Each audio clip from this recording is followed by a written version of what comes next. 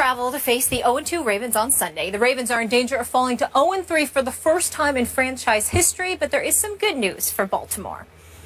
Andy Dalton has struggled in his career against divisional opponents, and no team has more interceptions against Dalton than the Ravens. He is only 11-13 career against the AFC North, while going 31-10-1 against the rest of the NFL. Stephen A., who wins, Bengals or Ravens?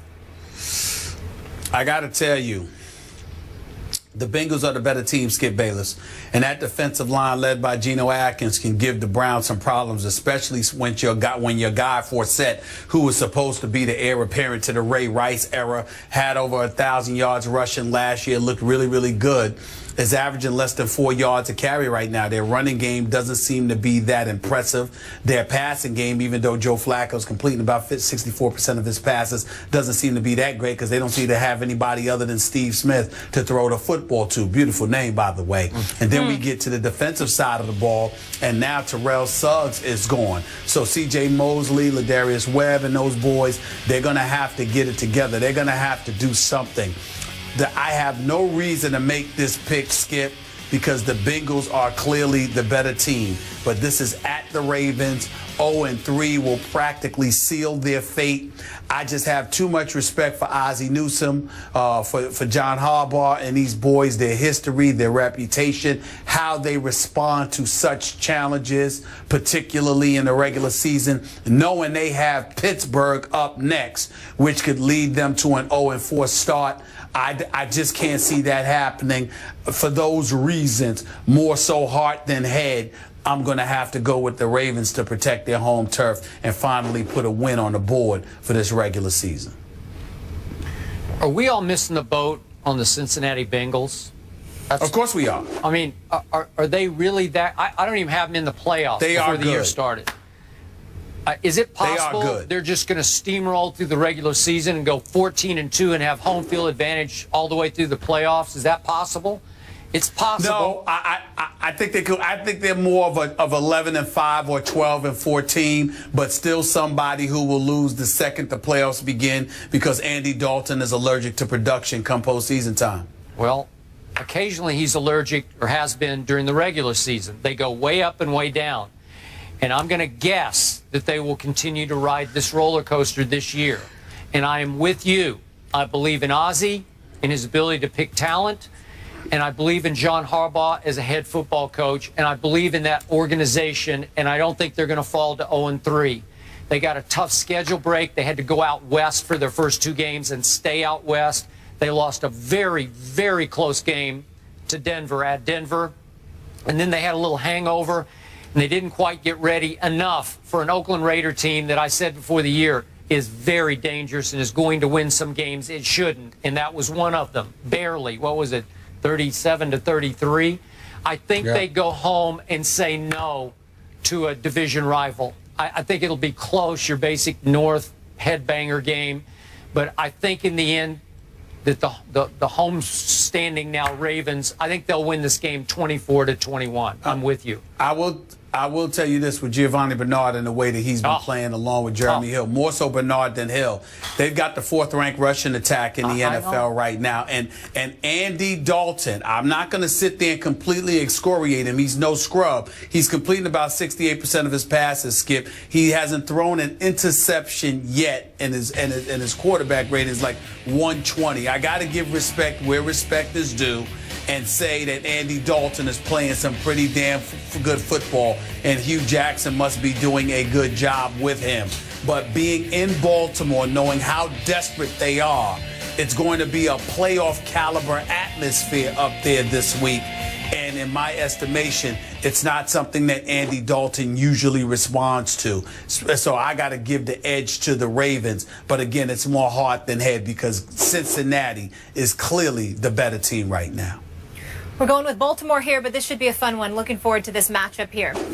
This one as well. Cam is back, and the Seahawks are now heavy favorites versus the Bears. But how many points will they win by? That's just one of the games in our quick pick segment. We're picking the rest of them after the break.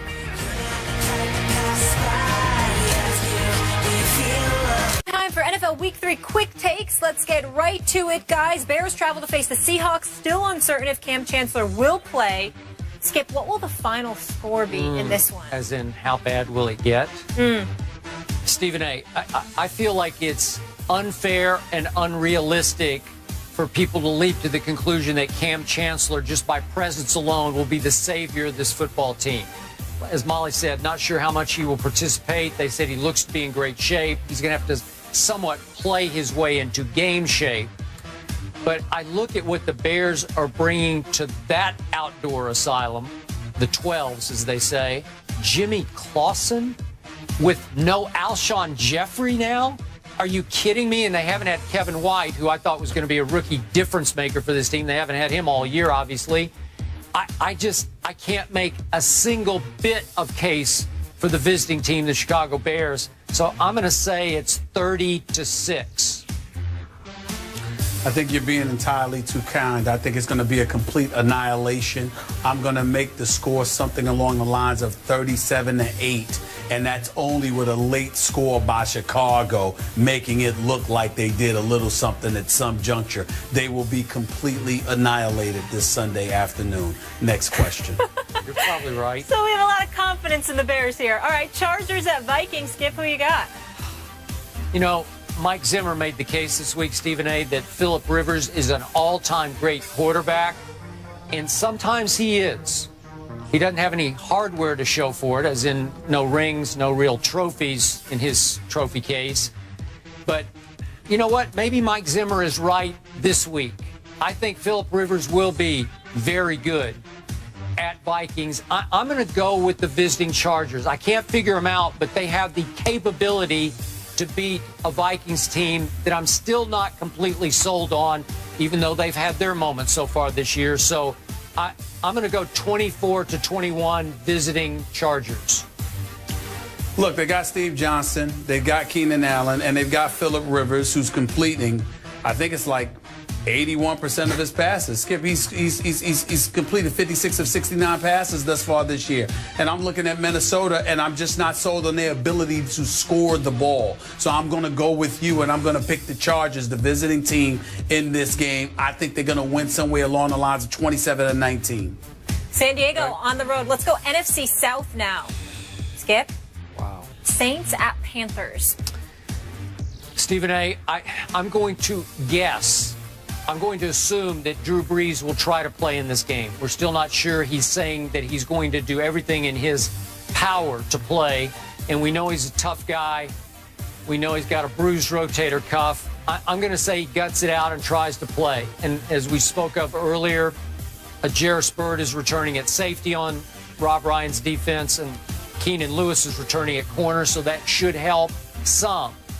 But as we spoke yesterday, talk about not sold. I think the Saints in general are on their way down, even though Luke Kuechly is probably out with a concussion for the home team, the Panthers.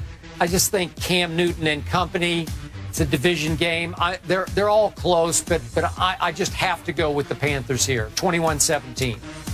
Well, listen, I think that their defense is playing well, albeit their first couple of games, I think it was against Jacksonville and Houston. In the end, they've got the number 2 defense in football right now. I think Rivera's got them headed in the right direction on the defensive side of the ball.